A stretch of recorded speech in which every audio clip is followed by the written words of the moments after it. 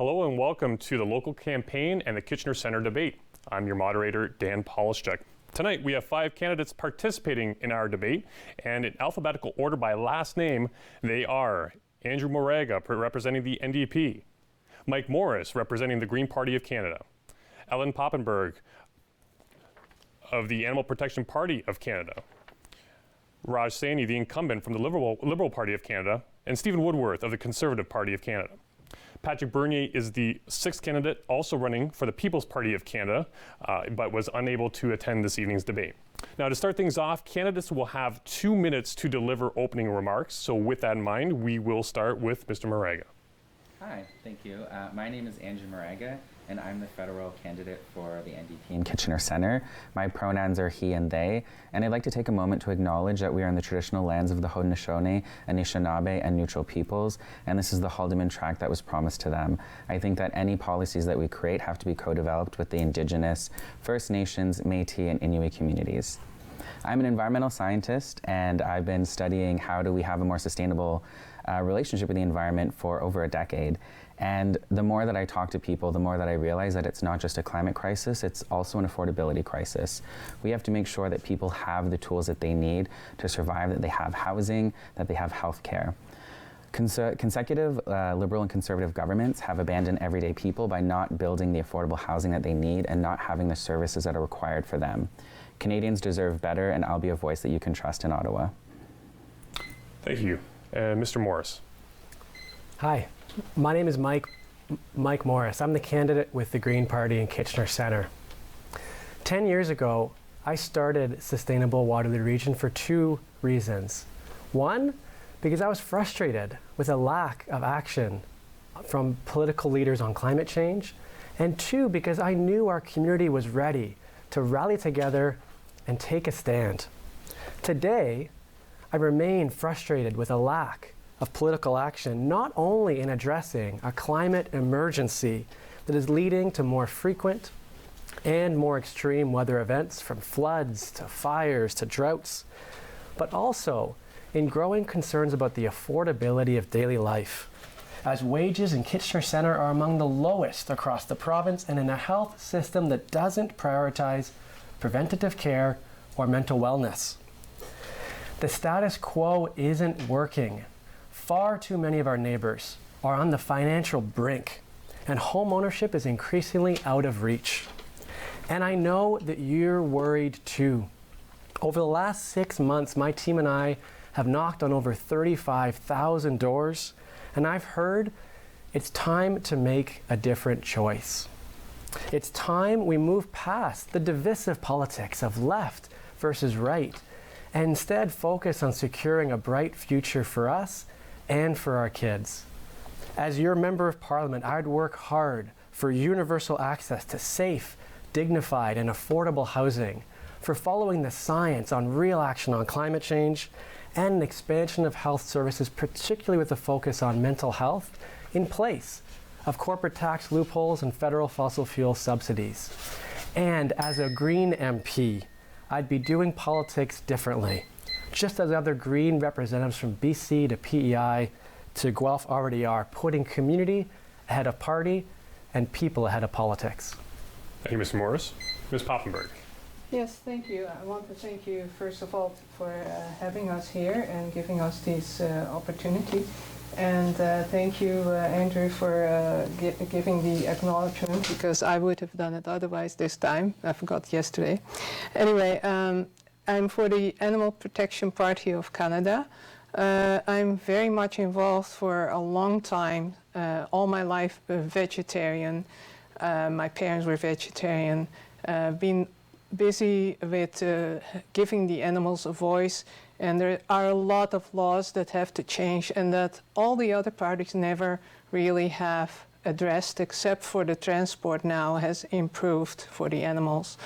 Not more anymore 52 hours long, but 36 hours long without any food, water, or rest, which is still too long. In Europe it is 6 hours. Anyway, we are also very much concerned about the environment, and we have a solution right now of all of you can be the key of this. We can become flexitarians if you don't want to go the vegetarian route, but to cut out animal products as much out of your diet. You will be healthier for it, the animals will be happy, and the environment, we can basically plant forests on the land that is now used for animal feed. And it's all possible right now, and you don't even need politics for it. But anyway, we also want to basically be a voice for the marginalized, making life more affordable, and also create preventative health for healthcare and cut down the cost. So that is basically what we are for right now. Thank you. Mr. Saini. Hello, everyone. Welcome to tonight's debate. I want to thank everyone for watching tonight. Many of you know me as your pharmacist, having served this community for 20 years. I too was also frustrated in 2015 before I decided to enter politics. In 2015, there was no plan for the economy, there was no plan for the environment, healthcare was suffering, and poverty was at very high levels. During that time, from 2015 to 2019 when we took office, we made substantial investments in Canadians, in trying to improve the lives of Canadians. And what did we accomplish? First of all, we put a price on pollution to make sure that pollution is not free anymore. What else did we do? We created the best economy in the G7, lifting everybody up. Canadians created over 1 million jobs over the last 4 years. We've invested in thousands of public transit projects to make sure that Canadians can get to work and get to work or to school faster and more efficiently. We lifted almost 1 million people out of poverty, including 325,000 children. We have also built 1,700 sustainable units here, affordable units here for the people of Kitchener Centre. But we haven't stopped. We've also invested in healthcare, making sure that we made adequate investments in palliative care and mental health care to the tune of $11 billion over 10 years. But ladies and gentlemen, our work is not done. Our work has only begun. We have much more building to do. We have many more people to raise out of poverty. We have more investments to make in public transit. We have more investments to make in infrastructure. But more importantly, we need to make more investments so we can heal our planet. Thank you very much. And Mr. Woodward. Hi there. In 2008, I adopted the slogan, "Your Voice in Ottawa," because I wanted to be different. I didn't want to be like some MPs who only represent their government. I represent you, and I want to continue to be your voice in Ottawa. I've got the skills and dedication that you need in an MP. I spent 30 years as a lawyer fighting for justice for my clients, 9 years as a school trustee protecting students and parents' rights, 7 years as MP, helping thousands of constituents with their problems. As MP, I went above and beyond. I held over 50 expos every year with information and services for my constituents. I invited all new citizens to my office for coffee and snacks just to thank them for choosing Canada. I treated veterans to lunch every year. I held clinics to help people apply for passports. I met with almost any constituent who asked to see me, and I rarely turned down an invitation to a community event. I'm proud that Andrew Scheer made this election about helping ordinary families get ahead. Politics should not be about increasing taxes and making life harder for people. Andrew Scheer is a sensible leader with moderate policies. He put in a solid performance as House of Commons Speaker from 2011 to 2015. He doesn't claim that only he can save the world from disaster, and he doesn't make grandiose, unachievable promises. Our Conservative platform includes specific proposals to meet the challenge of climate change. It includes 5 careful years to balance the budget after 4 reckless years of Team Trudeau spending and deficits. We'll give everybody a break from high taxes, including the Trudeau carbon tax. We'll modestly increase health and social program transfers. We'll ease the mortgage stress test for first-time home buyers. The list includes many other sensible measures, not extravagant spending promises. Trade wars, international tensions, Brexit, bank layoffs. The world is on the brink of another global recession. Canada needs a sure, steady hand to guide us through. That's what Conservatives offer. Thank you. And thank you all for your opening remarks. We'll now move on to the question and answer portion of the debate, with questions being posed by 570 News host Brian Burke and Greater KW Chamber of Commerce Vice President Art Sinclair. So candidates will now have 1 minute to answer each one of those questions. Once all candidates have had a chance to respond, we will then have a few moments of open debate for the topic on hand. So with that, our first question does come from Mr. Burke. This is a big question, and one that probably anybody watching is asking themselves, so I'll ask you, why should we believe you? And with that, the first response goes to Mr. Morris. It's actually a question I've heard at doors for months now. That ultimately, what this is really about is trust. It's earning the trust of our community to work hard in Ottawa on the things we care about most. And I am proud of the Green Platform based on the Sustainable Development Goals, with a real focus on making life more affordable, focusing on taking real action on climate change, and investing in our healthcare. And also that as a Green MP, I would have the autonomy to put our community ahead of the party. There are no whipped votes in the Green Party. And that means we can actually have a conversation, and have been for the last number of months, listening to our neighbors and ensuring that we can build trust as a community first and party second. Ms. Poppenberg, your response to that opening question. Well, I would say that I have nothing to lose. So I have grandchildren. Those I have to lose in the future. If the future goes wrong, then everything is over also for them. And the climate change is very important. And the animals, I have animals. I think a lot of people have animals and they're concerned about them. And it is very simple. We can improve the circumstances for animals very well. And we can do it right now. And if other parties will maybe take over some of our points, that would be fantastic. That is what is happening in Holland, where I'm from. The Animal Party, the Animal Alliance for the party there, they are getting all kinds of platforms, points over to the other parties. So that is what I would like to see, and you can believe me that I'm totally believing in this, and you can believe in me. And Mr. Staney, why should we believe you? Thank you very much for that question. I think it's an extremely important question. And when you ask this question, I think sometimes you have to look at the track record of the candidate. I've been your pharmacist here in this community for 20 years. You've met me in the pharmacy. You've met me at community events. You've met me on the street on many occasions, walking by, chatting and saying hello. But the important thing is the track record. What have you done? One of the things I campaigned on in 2015 was to make sure pharmacare would be in our platform. And pharmacare is in the platform. I've worked 4 years very, very hard, talking to ministers, talking to the Prime Minister, talking to my colleagues to make sure that was there. Also, the local investments that I brought in terms of infrastructure, arts and culture, other civil society organizations. These are things that prove the track record of what I have done and what I will continue to do. Mr. Woodworth, same question to you. Thank you very much. You know, I spent 30 years in a courtroom where my word was my bond. If ever a false word deliberately passed my lips, I'd be tossed out of court and I'd lose all my credibility.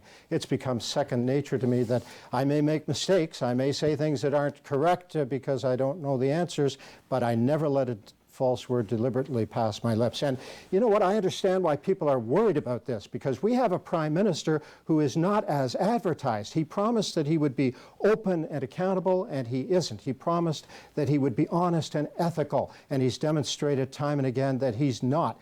But we can't judge all politicians by that standard. I'll tell you the secret to believing a politician. The more grandiose their promises are, the less likely they are to be achievable and fulfilled. If you look for promises that are sensible and that don't overreach, you're much more likely to be satisfied. That's my policy. I don't promise anything unless I know that I can deliver it. And Ms. Moraga. I spent the past 10 years studying the environment and focusing on how we can have a more sustainable relationship and how we can have a future for other generations. I've committed myself to this, and I think the 10-year track record that I have in doing that is a demonstration of that. I think we should also look to the other parties and see their own track records. The Liberals made a bunch of promises to us and they failed on them, including buying a $4.5 billion pipeline. The Conservative government in Ontario promised that not a single job would be lost, and cut after cut, we are seeing Canadians losing jobs and families struggling.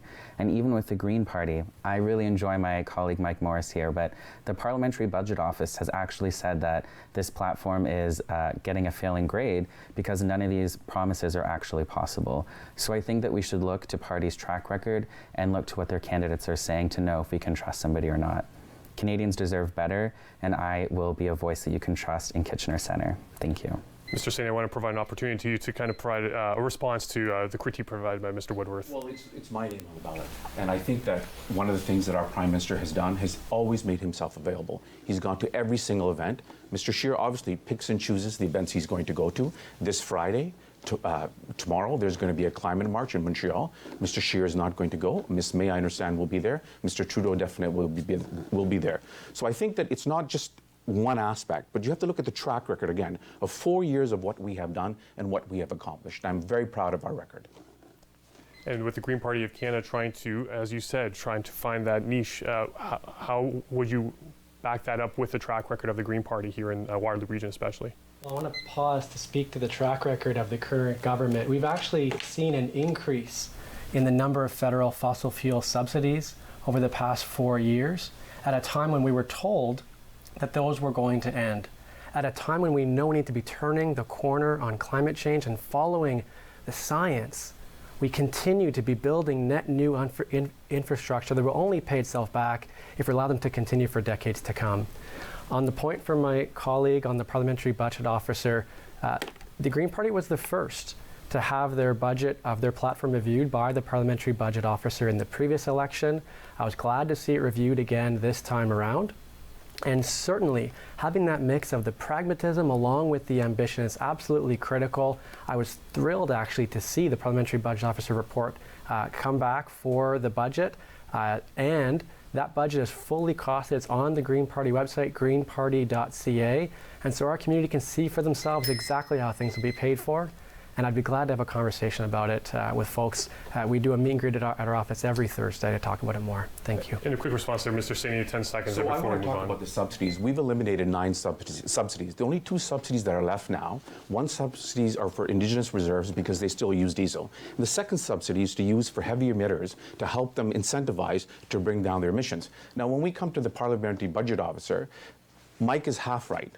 The report was, he's right. They were the first party that sent it to the budget officer to be costed. But there's another parliamentary budget officer, Kevin Page is the former one, who has an institute in Ottawa, who looked at the report and he said this platform is a failure. And and so now the Green Party has to go back now and resubmit that report. Quick response, Ms. Poppenberg, to Mr. Woodworth.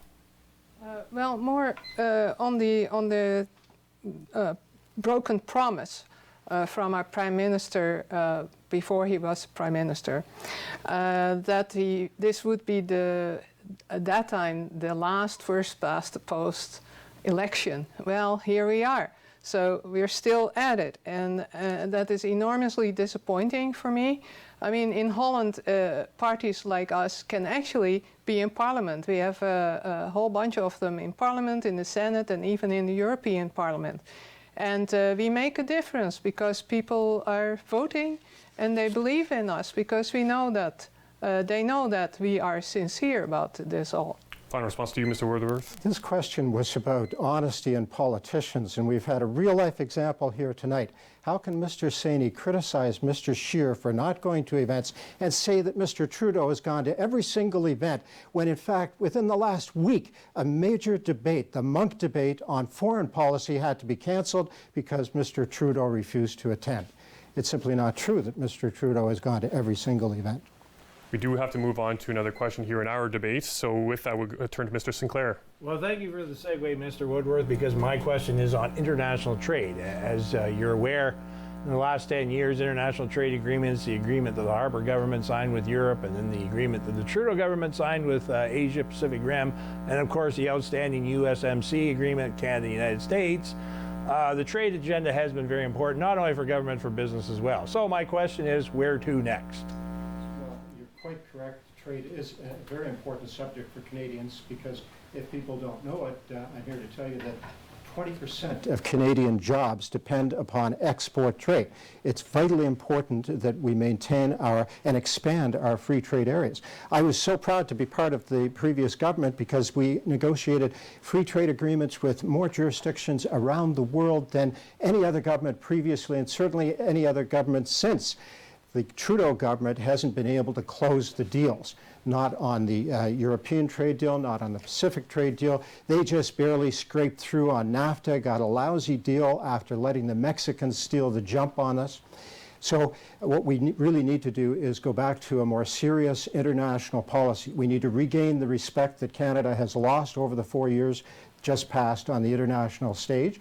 We need to engage with Europe. We need to engage with the United States. We need to engage with the Trans-Pacific Partnership in order to complete those agreements. And Mr. Moraga, we'll turn to you for the next response. Thank you. I think that fair trade is really important, and I understand that we discuss free trade agreements, but we have to make sure that those agreements are actually in the benefit of everyday Canadians and not just a select group of people who benefit from them. If the GDP increases by 3%, what does that mean for me? What does that mean for my mom? What does that mean for my friends? That's what we need to be talking about, and we need to make sure that it is fair. When the Liberals were negotiating with the United States, we had those intense steel tariffs on us, and we were still at the table trying to see how we can capitulate to the States. And even with Andrew Scheer, he was saying that we should just do whatever Trump wants so we can get a deal because we don't have the power to do what we need to do to stand up for Canadians. I don't believe in that. I believe that we need to stand up for each other, and we need to make sure that agreements are fair and not just free. Mr. Morris. I actually think this is an example of where we need to put democracy ahead of politics. And while there is much I disagree with our current government on, I can imagine it must be a fairly difficult trading partner with the United States to be currently working with. And on steel tariffs, I was glad to see Elizabeth to be among the first to actually congratulate Chrystia Freeland on eliminating steel tariffs, for example. I actually think what it comes back to is our earlier conversation. As we look at global trade, we need to ensure that we are leaders in the green economy of the future. The fact is that relative to GDP, Canada continues to be the largest provider of taxpayer money to oil and gas production in the G7. It's more than 12 times what we provide for clean tech at a time when the clean economy is growing faster than the rest of the economy. And so to me, this ought to be about strengthening small businesses, focusing on entrepreneurship, and making sure that we don't fall behind in the economy of the future. Ms. Poppenberg.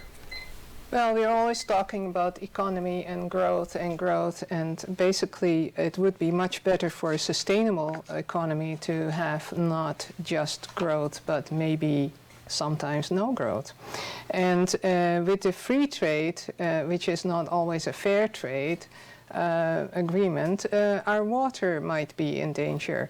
We might not be able to implement some rules and regulations on the environment because the southern partners don't like it.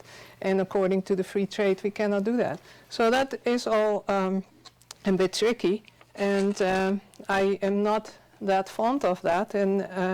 But we can do much better than what we do now. So if you look at platform of, because it is so extensive, I cannot repeat that here, of the Animal Protection Party, animalprotectionparty.ca, then you can see what our platform is about. And Mr. Saini, response. I really appreciate this question because I personally went to Washington, D.C. and Mexico City to talk with other legislators to make sure that we could come to some consensus on the new NAFTA. Unfortunately, Mr. Woodworth, I think you have a revisionist history because the people who were involved that were advising us were all from all political parties and from all sectors of society. So we had union leaders, we had indigenous leaders, we had leaders from different sectors of the economy. At that time, Mr. Harper said we should capitulate and take any deal that we could get. Well, we didn't. We stuck in there, we worked very hard, we protected Chapter 19, we made sure it was fair trade, we made sure that indigenous peoples were protected, we made sure wages were protected, and we made sure the environment was protected. Mr. Woodworth to jump in. Yes, thank you. Just to first of all respond to Mr. Marega, I'm just so glad we started this panel with a question about honesty from politicians, because you can search high and low and you will not find any quote anywhere where Andrew Scheer said we should just do whatever Donald Trump wants. That's just a complete fabrication. I'll give Mr. Saini some credit. I realize that international negotiations are difficult, but the fact of the matter is that the Mexicans made a deal with the Americans before Canada, and we had to jump in just to get a piece of it. We lost out on softwood lumber again. We lost out on steel and alumina exports. We lost out on a number of other important issues, Buy American issues. And we really have to go back to the United States with a proper bargaining position and renegotiate those items. And I'll throw in there as well, Mr. Saini, maybe you can begin as how you would, in terms of expanding that conversation, repair the damaged relationship with China at the moment and the tariffs the country is facing with them. I think that's a very important question. Right now, if you see the geopolitical nature of what's happening in the world between the United States and China, especially in the South China Sea and that part of the world, it's very important to engage China in a dialogue. It's extremely important to make sure that we have a dialogue, an ongoing dialogue. So what we have done is Dominic Barton now has been selected as a new Canadian ambassador to China. We have accepted the Chinese ambassador to Canada. So this is what it's going to take. Incremental talks to make sure that we move this file forward. It's not only good for Canada, it's not only good geopolitically, but more importantly, it's important that we don't forget the fact that we have 2 Canadians who have been arbitrarily arrested, and we're working day and night to make sure they're released. And it's very important to remember that right now this relationship is extremely important and dialogue is extremely important. Ms. Marega, I do want to go back to you because your response was critiqued a little bit there by Mr. Woodworth, your response. I would like to say 2 things. One of them on the fact of if we are focused on what China is doing to detain our citizens, I think we also have to be aware of whether or not we are a country of laws. And so we have said that it's necessary to detain Meng Wanzhou because of an extradition treaty. But then when it comes to Justin Trudeau's behavior with the SNC-Lavalin scandal, there is a different set of rules. So I think the question becomes, are we a nation of laws or are we not? Or the better question might be, is who do those laws apply to and how wealthy do you have to be to get away with it? And I think as far as Mr. Woodworth's question goes, I'd be more than happy to provide materials after this segment to demonstrate the validity of these claims. Mr. Morris, where does the Green Party stand in all of this as well? Well, ultimately, I think this goes back to the 2 people's lives that need to be looked after and worked hard to ensure that we work right across party lines to ensure we secure the release of these 2 Canadians at a time when there are some really challenging geopolitical tensions at play. And as your member of Parliament, I'd be wanting to work right across party lines to ensure that that's the case. Thank you again for those responses. Next question from the panel, Mr. Burke. We are spending an awful lot of time talking about national and international issues. The reality is you're being elected as an MP for Kitchener Centre, and you will fly from here or drive from here on your way to the House of Commons. What's a singular issue that you can take to Ottawa to advocate for, to rally for, that will truly benefit people of Kitchener Centre? And if you can do us all a favor and stay away from the speaking points. And with that, we'll begin with Ms. Poppenberg on this response, or on this question. It is very important to have affordable housing. So that would be something that I would definitely stimulate, bring to Ottawa if I would make that. Not very likely, but still. It's very important to have affordable housing, stimulate co-ops, having a subsidy for the people that cannot afford rent, having some incentive for people that are not able to buy houses, and having perhaps a basic income for people of no means, and maybe even universal for that matter, and we have to look into that. But there would not be any homeless people. There have been examples in the world that they have done that with success. So, and that cost way less to society what homeless people cost now. Mr. Saini. Thank you very much for that question, Brian. For me, having been a pharmacist for 20 years in this community, I saw firsthand how people suffered. Right now in Canada, almost 1 million Canadians don't have drug insurance. 3 million Canadians have to make a choice every day whether they're going to take medication or pay their bills. This is not right in a country as large and as rich as ours. For me, the most important thing is to make sure that people's health is maintained. We have challenges with mental health. We have challenges with addictions. We have challenges with seniors. We have challenges with children. We must do our best to make sure that in this country, this rich country, that we have the opportunity to provide everybody health care, and we can finally close that circle that should have been closed many, many years ago. Thank you. Mr. Woodworth. Thank you. I mentioned in my opening remarks that I think the most important thing that I've done in my life has been to advocate for my friends and neighbors, both as a lawyer and as a member of Parliament. Constituency service is my first priority, whether people are dealing with Canada Pension or student loans or immigration issues or CRA, any federal issue that requires help. As a lawyer, I'm trained to advocate, and I'll put my resources at my constituents' disposal. That's the very first thing that I want to do for my community. Secondly, and I know Mr. Burke has asked us not to refer to our talking points, but you know what? When I go door to door, I meet people all around the riding who are having trouble making ends meet. Many, many Canadians who say that they can just barely get through to the end of the month and have nothing left over. So it's very important for me that we be able to implement the Conservative policy to help people get ahead. And I'll say three, that in terms of big, large infrastructure projects, even when I was in Parliament, we're working on all-day two-way GO Transit to Toronto. Ms. Moraga. I think that the focus needs to be on affordability. The more that I talk to people, the more that I realize that they're struggling. They're struggling with affording their rent, their mortgages. They're struggling with the rising cost of bills, whether it be telecom, electricity, or grocery.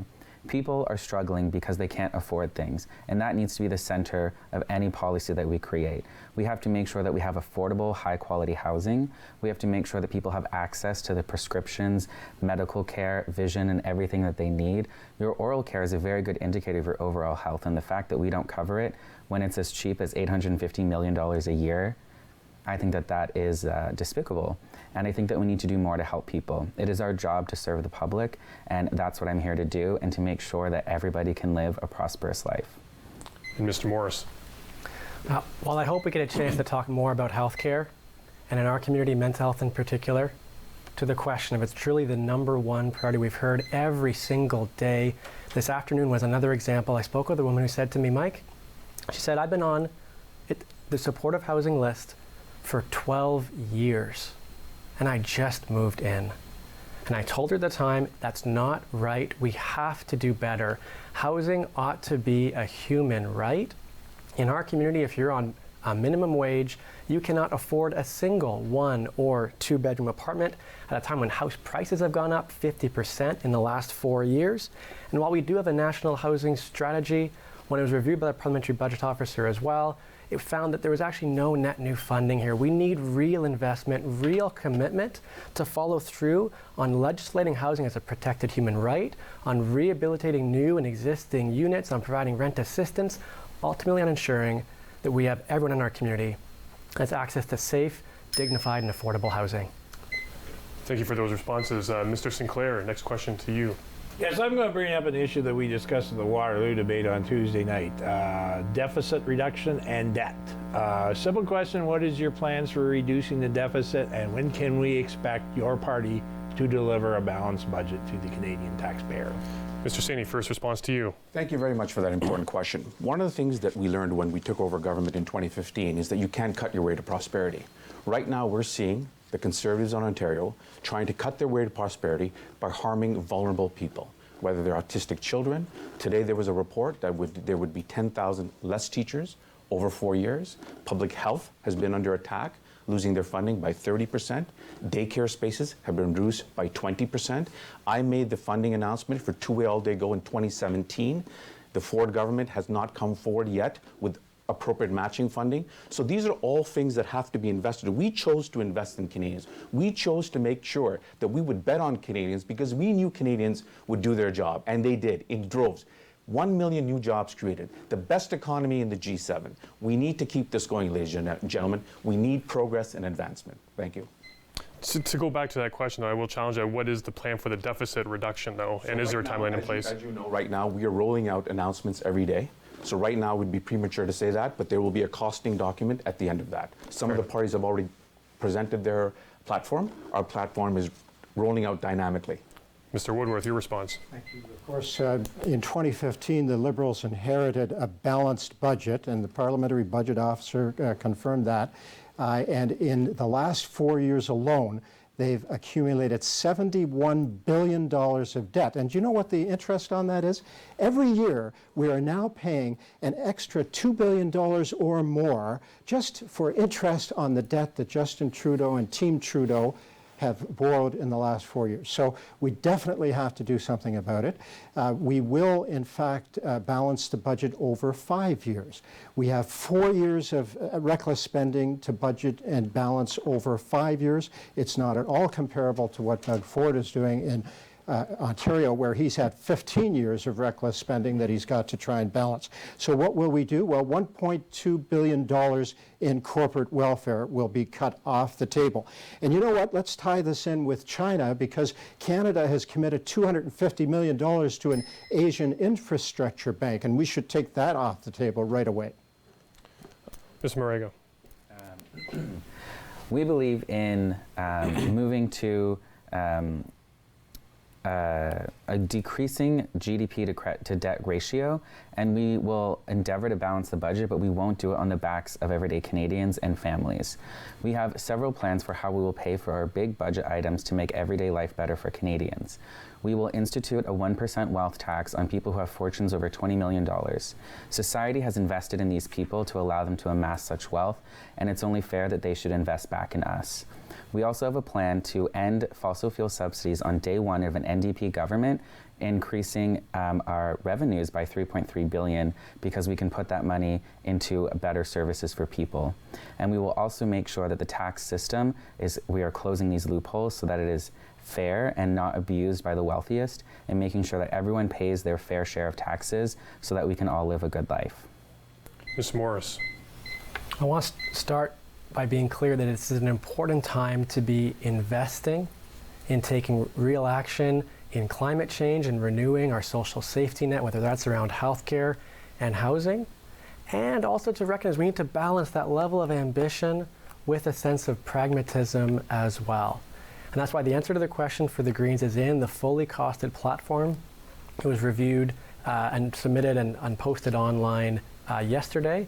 It's five years is the plan to balance the budget, and that would be done by looking at, yes, the corporate tax loopholes and tax havens, be looking at fossil fuel subsidies, as well looking at the corporate tax rate, because as personal income tax has gone up, corporate income tax has gone down. Greens are talking about raising the corporate tax rate to be at least in line with our largest trading partner, the United States, from 15 to 21%. Those are the courageous actions that are needed to show that we can actually get this done. Ms. Poppenberg. It is really the big picture. I've seen things in Holland that are the same here. Departments don't talk to each other. Every department wants to show that they are budgeting right, and it goes at cost of the other department. So we have to work together if you are in government. And hopefully that will happen, and it probably happens a bit more than it used to. But that is basically what is costing us a lot.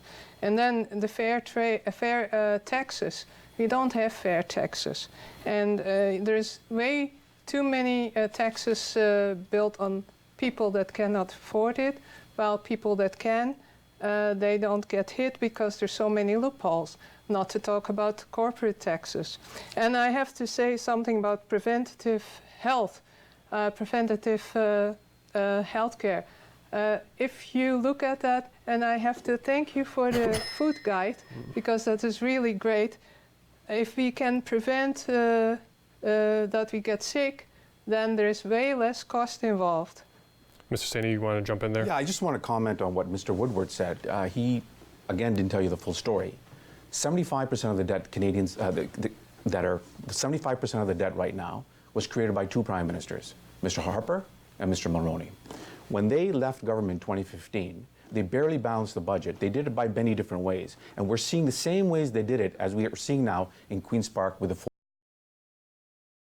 backs of veterans, on the backs of seniors, on the backs of vulnerable people. We decided to make a different choice. We decided to invest in Canadians, invest in infrastructure, invest in healthcare, invest in environment, invest in making sure we lifted seniors out of poverty, invest in children. We lifted 300,000 children out of poverty. So I think we have to be very clear that we will not balance any budget on the backs of Canadians. And thank you, Andrew, for raising the point about the debt to GDP ratio. Right now, Canada has the lowest debt to GDP ratio in the G7. Thank you.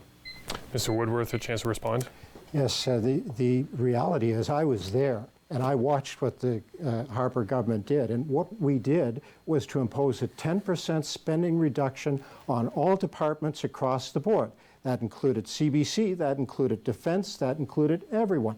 Nobody was singled out. Nothing was balanced on anybody's back. In fact, if you look at the record, you'll find that in 2015, government expenditures were still much, much higher than when the government took over in 2006 to begin with.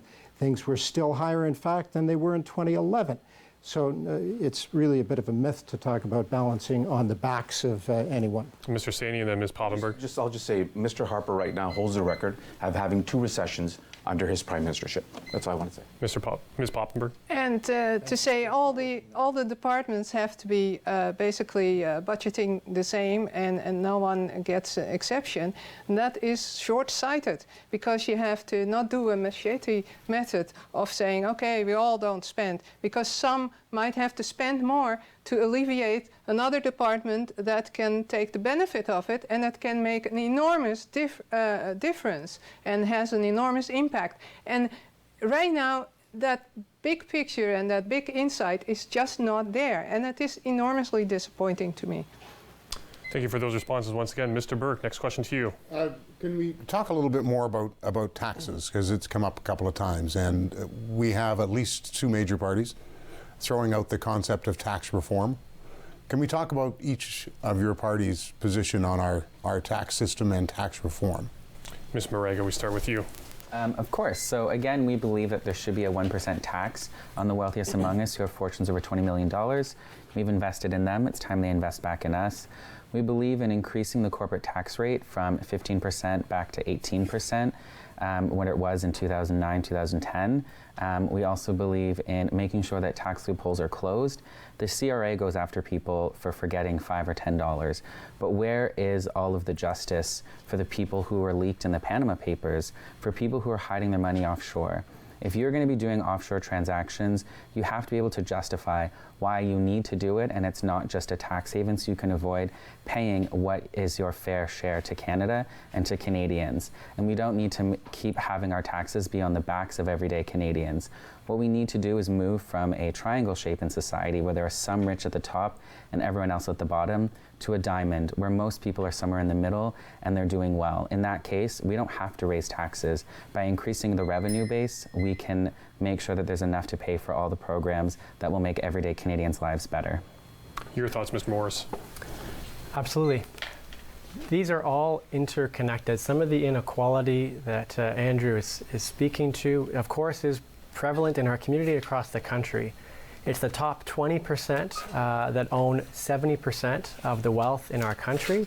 And that's partly why tax reform is important, because we don't need to be looking at increasing personal taxes as we look to invest in really taking action to ensure we have universal access to affordable childcare, to ensure that every young person can go to post-secondary based on their passion and their interest and their skill. We can do it when we look at the dead money sitting in corporate tax rates, when we look at the corporate tax loopholes, when we look at the tax havens. These are the kinds of things that are in that fully costed platform. I'm glad it's fully out there. It allows us to have a full conversation about it. Ms. Poppenberg. Taxes are necessary. You cannot go without taxes. So, but it has to be fairly distributed, and indeed not on the backs of the people that cannot afford it. Also, big companies, they have all kinds of loopholes they can get away with, and they pay less than anybody in the G7. Right now, we have lower taxes for corporations than in the States. I mean, if you think of that, that is ridiculous. And there is subsidies given to all kinds of places, and of course now I come to a talking point, sorry, but to animal agriculture. And that is not good for our health, it's not good for the animals, and it is not good for the environment. And so these subsidies should be built down to eventually nothing. But over time, of course, because you cannot do it overnight. Mr. Saini. Thank you very much for that question. I think it's extremely important. When we took office in 2015, the first thing we did was we raised taxes on the 1% and we lowered them on the middle class. Over the last 4 years, what we have done, we've taken the small business tax rate and brought it down to 9% from 11%. Why is that important? Because 90% of jobs in this country are jobs created by small business people, and we want to incentivize them. And for most small businesses, the tax savings will be about $7,500 a year. Another interesting thing that we did and we put in the platform is to increase the basic personal amount from $12,000 to $15,000. What does that actually mean? That means 38,000 more Canadians will be lifted from poverty, and 700,000 Canadians will have no federal portion on their income taxes. This is real numbers, a real plan, something that we've costed, something that we understand. And again, it goes back to affordability. It goes back to giving people a chance to live a comfortable and happy life. Thank you. Mr. Woodworth, last Thank you. response I'll to you. just begin by saying that Mr. Saini and I agree 100% on the necessity to lower taxes on small businesses. They are the driver of our economy, and so I'm glad to be on the same page with Mr. Saini about that. But the fact of the matter is that ordinary Canadians are now paying in the range of about 44 to 45% of their income in taxes going to all different places, and that's just wrong. By the time you get up to around 50% or more of your income, you're no longer working for yourself. You're working for the government. So if we need tax reform, it's about lowering taxes on ordinary Canadians, making life more livable, putting money back in the pockets of ordinary families. How will we do that? First of all, a universal tax cut, allowing an average Canadian family to save about $850 a year, a green tax credit for public transit, to make transit passes more affordable, scrapping the tax on maternity benefits, giving new parents up to $4,000, and I could go on, but I'm out of time. And with that, we'll turn to Mr. Sinclair for the next question. Yeah, I'm going to be kind of brief as we're getting close to the end. But healthcare, we've had some discussions around this. Now, the interesting pattern the pollsters are picking up across Canada is that the number one issue for most voters across Canada is healthcare. However, when the pollsters ask these same residents who has the best plan to address the healthcare situation in Canada, the number one answer is nobody.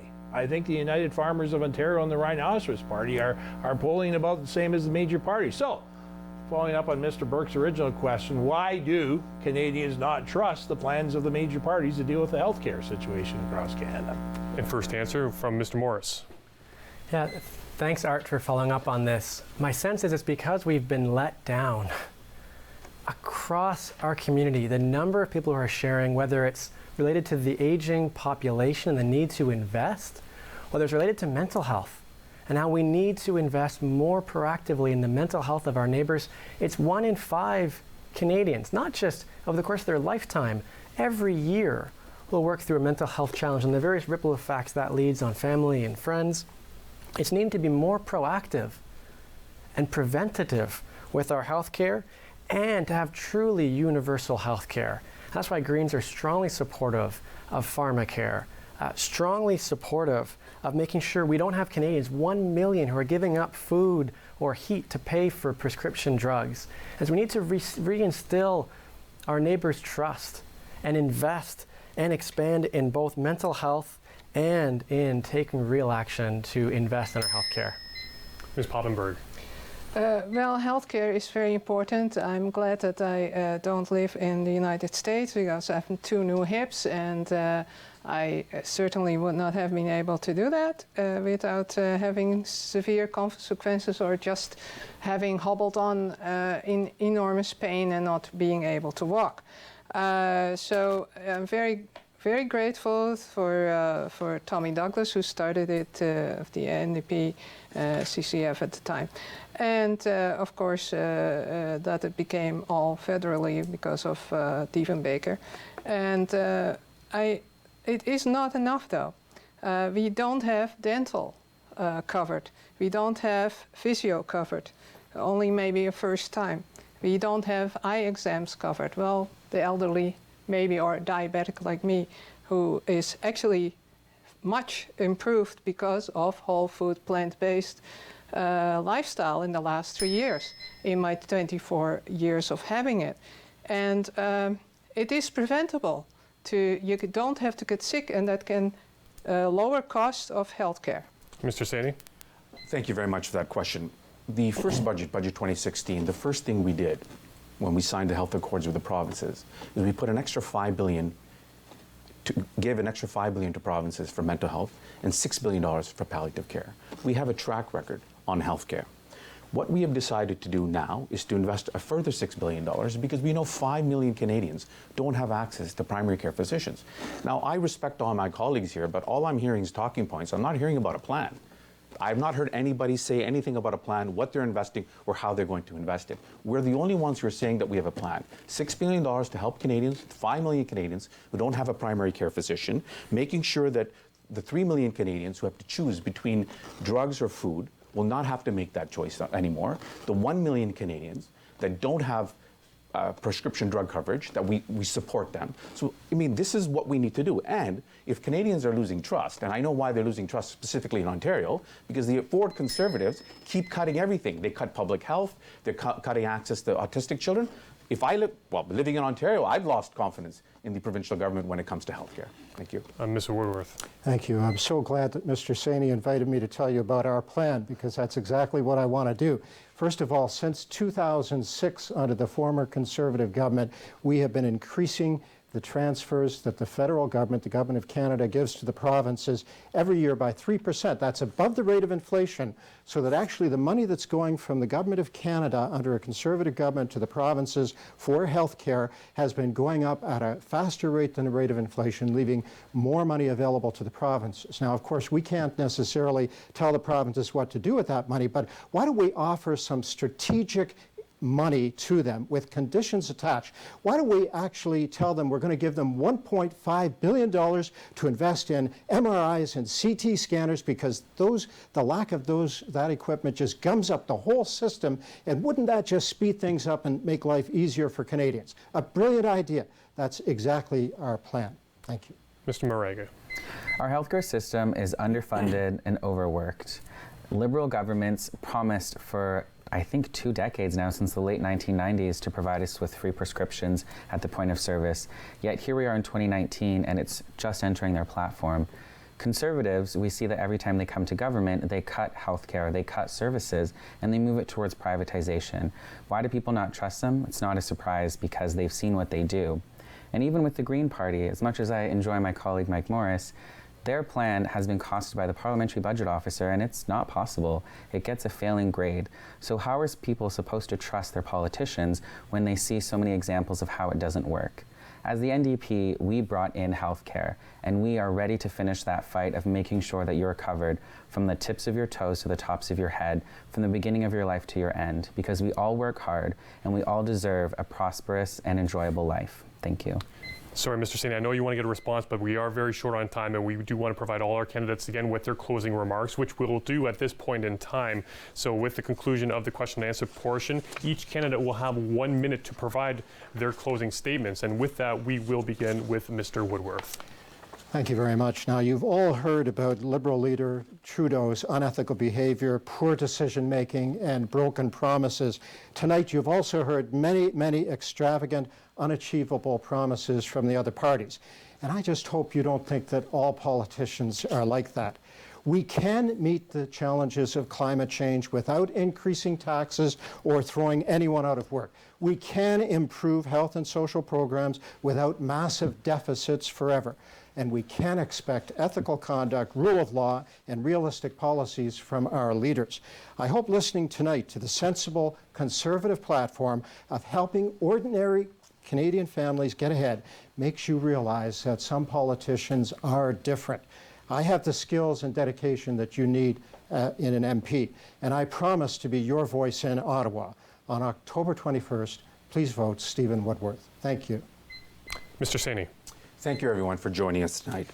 It's time for you to now make a choice, the choice of the future of our children and grandchildren. Since when we spent the last 4 years digging our way out of policies that left our social services weakened and our climate utterly neglected, the Conservatives want to take us back to those policies. We can see a preview of what's happening right now with the Ford Conservatives.